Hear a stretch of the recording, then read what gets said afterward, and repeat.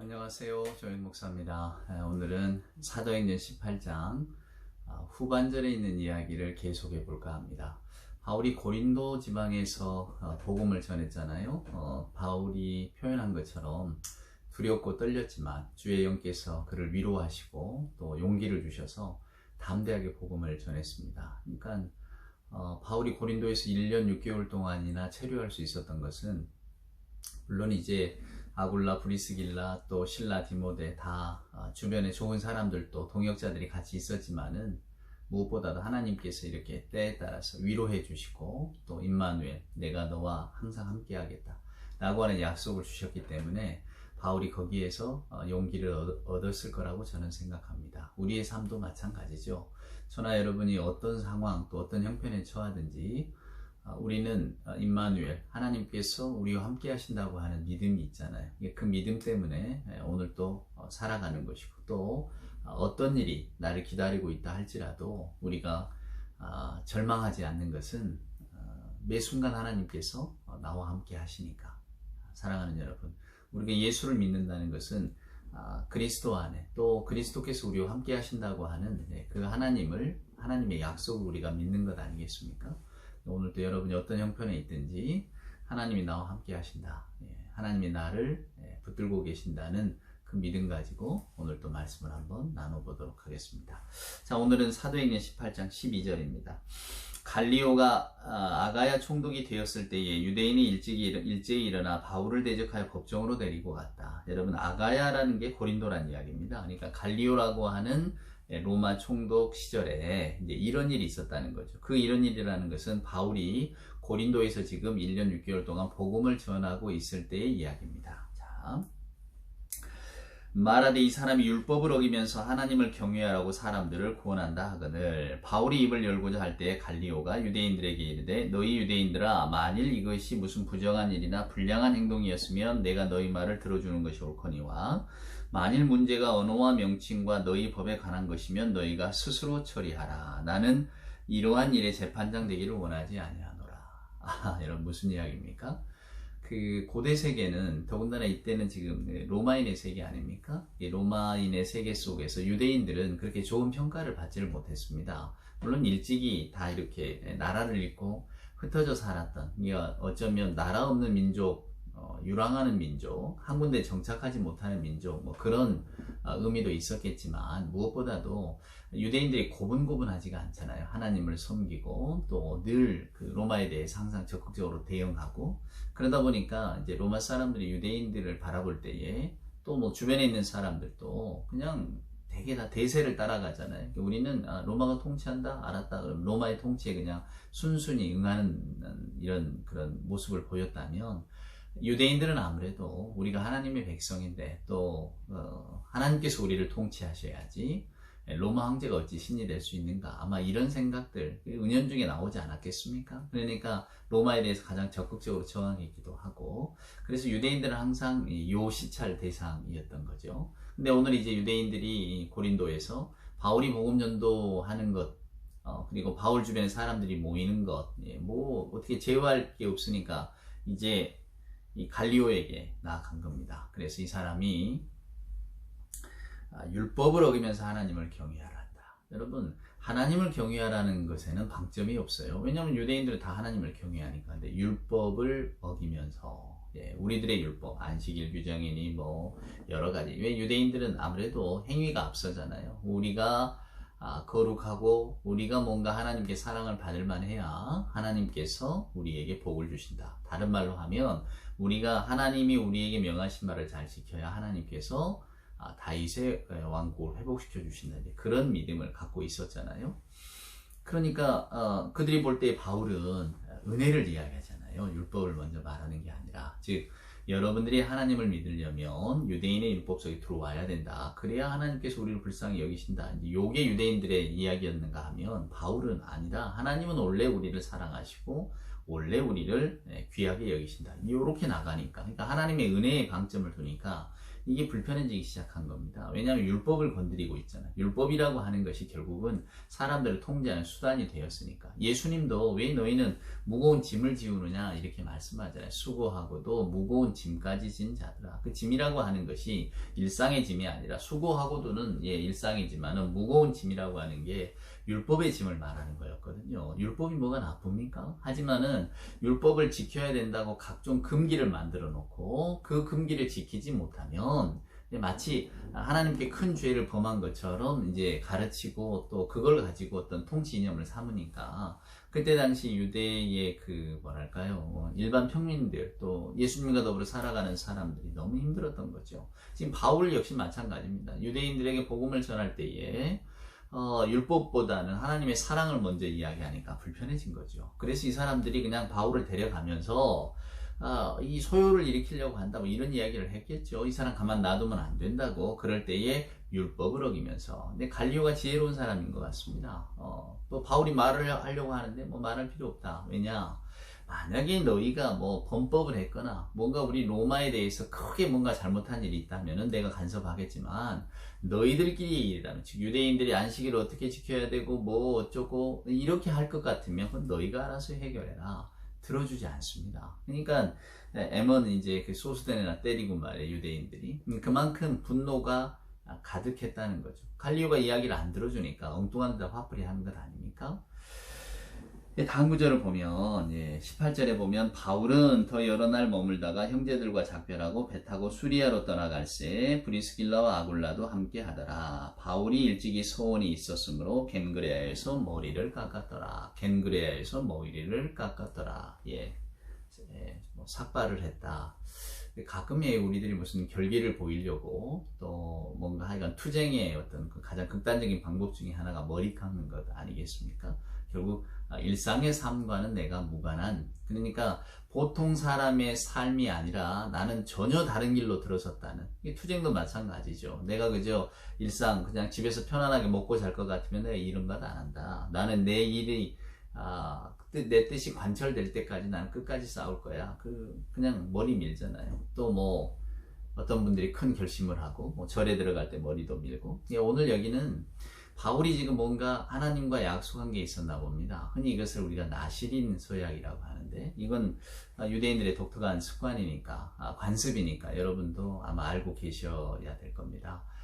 삼손, 사무엘, 세례요한, 이 공통점이 있습니다. 이분들이 다 나시린 서약을 하신 분들이거든요. 이게 나시린이라는 게 뭐냐면, 원래 레위 족속이 다 하나님의 일을 하기 때문에 대부분 다 나시린 서약을 합니다. 그건 뭐냐면, 우리는 일상의 삶을 살지 않겠다는 거예요. 하나님 앞에서 우리는 우리 몸을 드렸다. 그래서 그 나시린의 표징이 있습니다. 민수기 6장에 보면 그게 잘 나와 있는데요.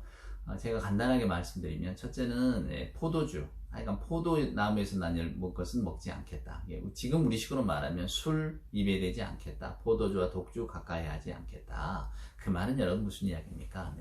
늘 깨어있는 정신으로, 올곧은 정신으로 내가 하나님을 바라보겠다라고 하는 겁니다.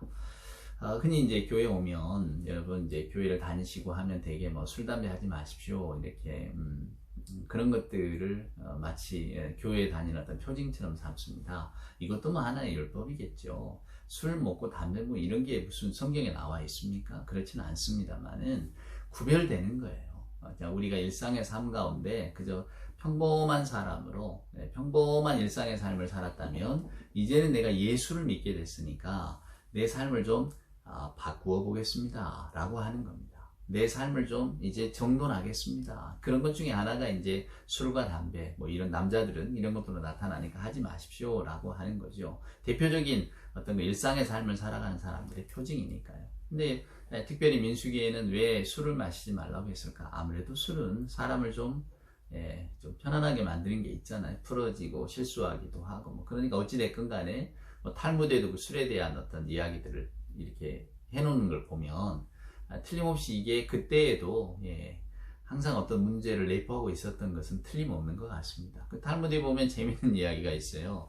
왜 노아가 이제 이 포도주를 마신 장면 성경에 나오잖아요. 그러니까 이제 노아가 포도주를 만들 때 어떻게 만들었냐, 노아에게 사탄이 찾아와서 그렇게 이야기를 했다 그러죠.